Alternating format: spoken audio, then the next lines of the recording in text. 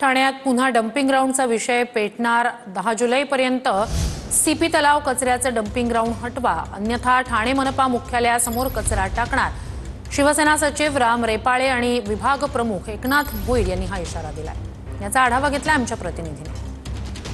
ठाणे महानगरपालिका क्षेत्रामध्ये वागळे या ठिकाणी सीपी तलावाच्या शेजारी असणारं जे डम्पिंग ग्राउंड आहे ते कचऱ्याचं मोठ्या प्रमाणात साम्राज्य आहे, त्यामुळे रोगराई वाढत आहे।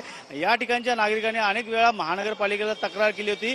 या ठिकाणची सीपी ग्राउंड जे आहे ते डम्पिंग ग्राउंड आहे ते हटवावं, मात्र अजून देखील हे हटवले न गेल्यामुळे आता शिवसेना सत्ताधारीमधले असणाऱ्या सचिव राम रेपाळे आणि माजी नगरसेवक एकनाथ भोईर यांनी थेट महानगरपालिकेला अल्टिमेट दिलेला आहे। येत्या 10 जुलै रोजी जर हे डम्पिंग ग्राउंड हटवलं नाही तर मुख्यालयासमोर कचरा टाकला जायचा इशारा त्यांनी दिला आहे। मात्र आपण पाहू शकतो दुसरीकडे भाजपने देखील याच महानगरपालिकेच्या विरोधात आता निषेधार्थ बॅनरबाजी केली आहे।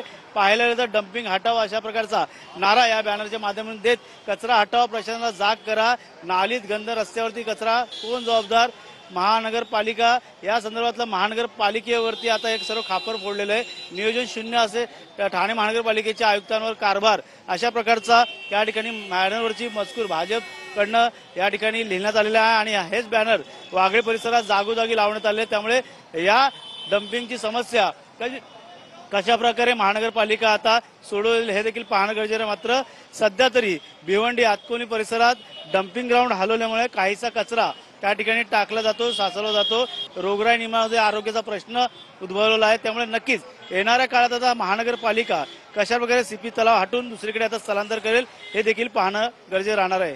कॅमेरा अथर्वसह गणेश सुराट, TV9 मराठी।